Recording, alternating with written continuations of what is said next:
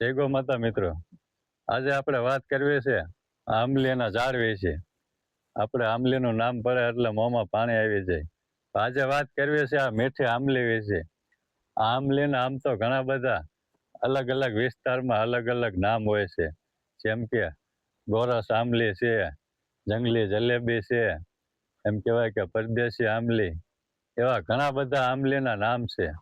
આપણે વાત કરીએ કે આંબલી છે એના કેટલા ફાયદા છે. તો જોઈએ કે અત્યારે ઉનાળાના સિઝનમાં આંબલીમાં કાતરા આવતા હોય છે. તો આ કાતરાના આપણે ઘણા બધા ફાયદા હોય છે. આ આંબલી છે એ આપણે ઘણા બધા રોગમાં એમ કહેવાય કે ઉપયોગી છે. આપણને ઘણી બધી ખબર હોતી નથી, પણ આ આંબલીના કાતરા છે એ ખાવામાં ઘણા બધા ગુણ હોય છે. એમ કહેવાય કે આંબલીના કાતરામાં આપણે ખાઈ તો ઘણું બધું આપણને પ્રોટીન મળે છે. જેમ કે મેન આપણે ઘણા બધા રોગમાં ઉપયોગી છે. આપણે વાત કરીએ તો હાડકામાં, માઉસમાં, એમ કહેવાય કે લોહી સુધારામાં આંબલીના કાતરા છે એ ઘણો બધો ઉપયોગી છે. અને એવા ઘણા બધા રોગ છે કે જેમાં આંબલીના કાતરા ફાયદા રૂપી છે. આપણે વાત કરીએ તો જે લોકોને કબજિયાત હોય કે જેમને ડાયાબિટીસ હોય એમાં પણ આ કાતરા છે ઘણું બધું કામ કરે છે. અને એક તો ઘણા બધા આયુર્વેદ કહેતા હોય છે કે આંબલી છે એ માથાનો દુખાવો હોય એવા ઘણા બધા એમ કહેવાય કે આંબલીના કાતરામાં આપણે ગંભીર રોગ હોય તો એમાં પણ ઘણું બધી રાહત મળે છે. પણ આપણને પૂરતી માહિતી હોતી નથી. આ આંબલીનું ઝાડ છે એ આપણે જોઈએ તો બધી આંબલીના ઝાડની વસ્તુ છે એ બધી જ વસ્તુ આપણે ઉપયોગ લઈ શકીએ છીએ. આપણને પૂરતી માહિતી હોતી નથી.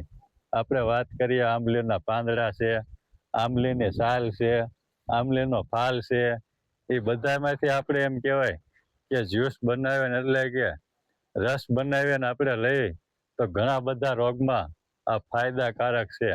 આપણને એની પૂરતી જાણકારી હોતી નથી એટલે આપણે એનો ઉપયોગ કરી ના શકીએ. કેમ કે આપણે કદાચ એનો ઉપયોગ કરીએ તો ઘણા સમયે આડઅસર પણ થતી હોય છે.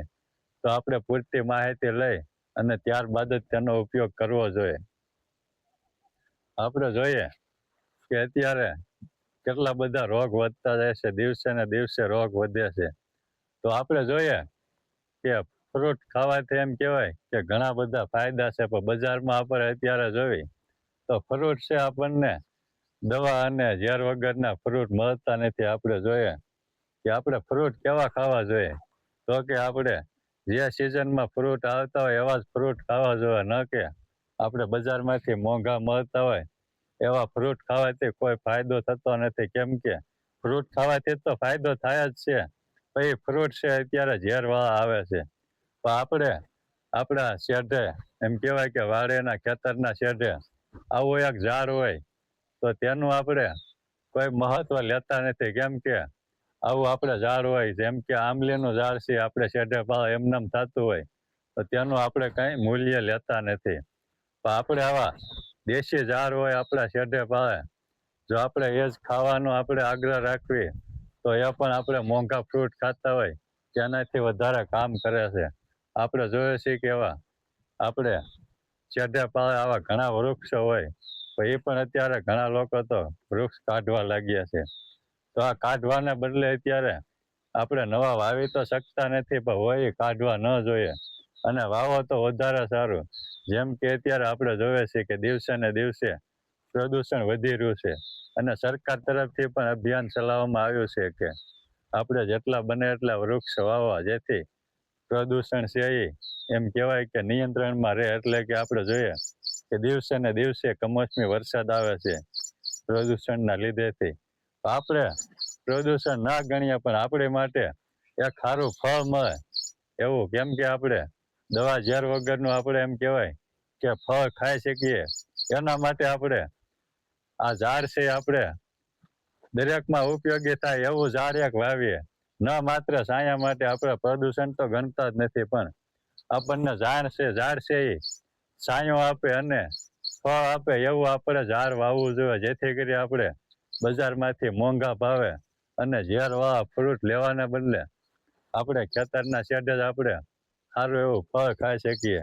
અને હા, હું તો દરેક લોકોને કહીશ કે મોંઘા ફ્રૂટ ખાવા કરતા આપણે વાડીના શેઢે છે આવા આપણે પરંપરાગત આપણે જે પણ આપણે દેશી ઝાડવા છે એના ફ્રૂટ ખાઈએ. આપણે જોઈએ છીએ કે ટમેટા છે, આપણે ટમેટાની કોઈ કદર કરતા નથી, પણ ટમેટા પણ આપણા માટે એટલા જ મૂલ્યવાન છે કે જે આપણે મોંઘા એવા ફ્રૂટ ખાતા હોય તે પણ આપણે એક ટમેટા જો ખાવાનો આગ્રહ રાખીએ તો પણ એ પણ એક ફ્રૂટ જેટલું જ કામ કરે છે. તો આ આંબલીની આપણે વાત કરીએ તો આંબલીના એવા ઘણા બધા ફાયદા છે કે ઝાડ એક છે તો એના ઘણા બધા ફાયદા છે. જેમ કે આપણે વાત કરીએ ગંભીરમાં ગંભીર રોગ હોય તો પણ આ ઝાડ છે એમાં ફાયદાકારક છે. તો આપણે પૂરતી માહિતી લઈ અને આવા જ આપણે ખોટા ખર્ચા કર્યા વગર અને આપણે જો આયુર્વેદિક રીતે આનો ઉપયોગ કરવી તો ઘણા બધા ફાયદા છે. અને ઘણા લોકો તો આંબલીને તમે એમ કહો તો કાતરા આવે તો એનાથી કાતરામાંથી શાક પણ બનાવે છે, એટલે કે આમાંથી રસોઈ પણ બને છે. તો આપણે વધુ કાંઈ ન કરીએ પણ આપણે જો આ ઉનાળાની સિઝન છે ત્યારે આપણે મોંઘા ફળ લેવાને બદલે આવા આપણે વાડીના શેઢે હોય ફળના ઝાડવા તો એ ખાવાનો આગ્રહ રાખવો જોઈએ, જેથી કરી આપણા શરીરમાં એ ઘણું બધું કામ કરે છે. અને આપણે તો અત્યારે આપણને એમ છે કે જેટલું મોંઘું મળે એટલું સારું, એટલે કે આપણે મફત મળે એની કદર કરતા નથી. તો મિત્રો, આમ જ આપણે જોઈએ તો બને એટલું આપણે ઝાડવા વાવવાનો આગ્રહ રાખવો જોઈએ, જેથી આપણને વાડીના શેઢે જ સારા એવા ફળ મળે રહે. અને બને એટલું આપણે સિઝનમાં જે ફળ આવતા હોય એ જ ખાવાનો આગ્રહ રાખવો જોઈએ, ના કે આપણને મોંઘા મળે એ ફળ ખાવાનો આગ્રહ રાખવો જોઈએ. તો મિત્રો, આ હતી ગોરસ આંબલીની માહિતી. આવી જ રીતે આપણે મળતા રહીશું નવા વિડીયોમાં નવી માહિતી સાથે. તો આજના વિડીયોમાં બસ એટલું જ. ફરી વાર હું તો બધા લોકોને આગ્રહ કરીશ કે આપણે વધારે નહીં તો એક ઝાડ તો વર્ષમાં વાવીએ અને એનો ઉછેર કરીએ તો આપણે બજારમાંથી ઝેરવાળા ફ્રૂટ લેવાનો પડે અને આપણે વાડીના શેઢે જ સારો એવા ઝેર વગરના ફ્રૂટ ખાઈ શકીએ. તો મિત્રો, મળીએ નવા વિડીયોમાં નવી માહિતી સાથે. જય ગો માતા.